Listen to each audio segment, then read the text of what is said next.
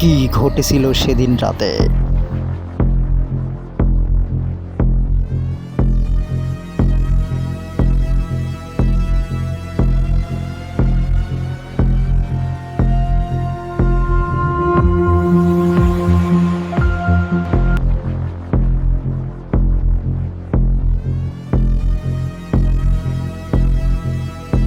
স্ত্রী শারমিন আমার উপার্জিত প্রায় 10 লাখ টাকা আত্মসাৎ করে বাবার বাড়িতে জমি কিনেছে। মোবাইলটা উদ্ধারের চেষ্টা করে মোবাইলটা একজন বাসের হেল্পারের কাছ থেকে তাকে জিজ্ঞাসাবাদ করা হলো যে কোথা থেকে পেয়েছে। সে বলল যে আমি পদ্মা সেতু থেকে পেয়েছি।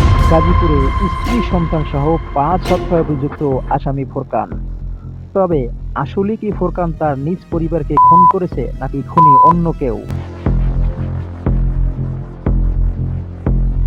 আজ আমরা আসল সত্য অনুসন্ধান করব। খুনি ফোরকান নাকি অন্য কেউ? দুধের শিশুসহ 5টি খুনের বিচার হোক, এটা দেশবাসী যেমন চায় তেমনি আমিও। অনুসন্ধানের গভীরে যাওয়ার আগে কয়েকটি প্রশ্ন না তুললেই নয়। শক্ত প্রমাণ ছাড়া ফোরকান খুন করেছে এ তথ্য কে এবং কেন ছড়ালো?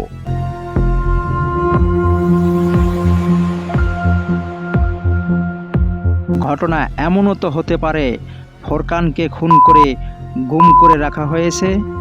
ফোরকান সকালে শ্বশুরবাড়ির লোককে ফোন করে জানিয়েছে, আমি সবাইকে খুন করেছি, আমাকে আর খুঁজে পাবে না। খুন যেহেতু গভীর রাত্রে হয়েছে, সেটা কেন সকালে ফোন করে জানাবে? সেটা তো ঘটনার পরপরই ফোন করে জানানোর কথা। যেহেতু তার স্ত্রীর প্রতি ও শ্বশুরবাড়ির লোকেদের প্রতি তার মনে ক্ষোভ জমে আছে।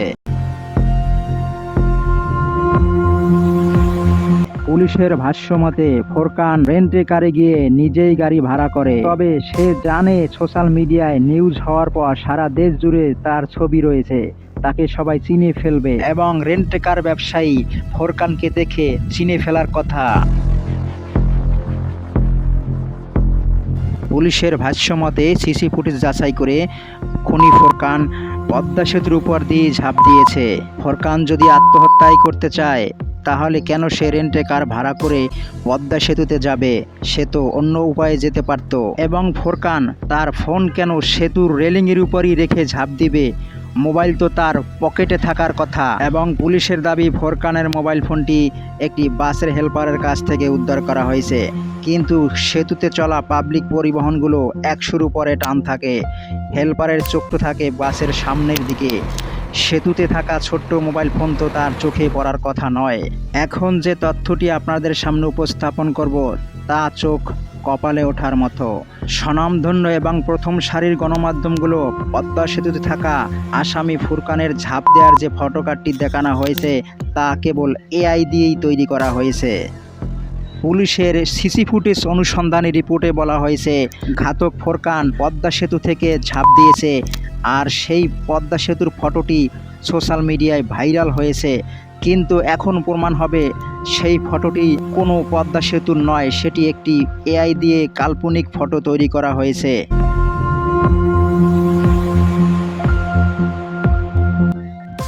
পদ্মা সেতুর রাস্তা দুভাগে ভাগ করা হয়েছে এবং 4টি লেনে বিভক্ত করা হয়েছে এবং পদ্মা সেতুর মাঝখান দিয়ে ব্যারিকেড রয়েছে। খুনি ফোরকান যে পদ্মা সেতুতে দাঁড়িয়ে আছে সেটি কোনো বাস্তব পদ্মা সেতু নয়, সেটি একটি কাল্পনিক এআই দ্বারা তৈরি।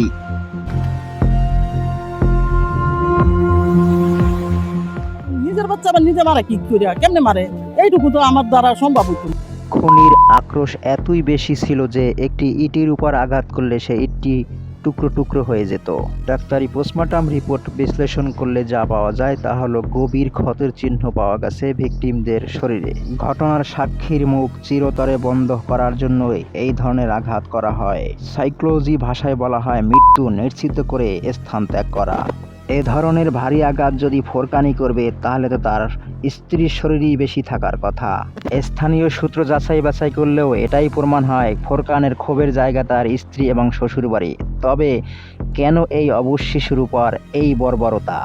দর্শক, হতে পারে আইনের চোখ ভিন্ন খাতে প্রবাহিত করার জন্যই খুনি আড়ালে থেকে খেলে যাচ্ছে ভিন্ন লেভেলের খেলা। তবে খুনি ফোরকান কিংবা যেই হোক, আসল খুনির শাস্তি হোক। কান্না ভাই, আল্লাহ হাফেজ।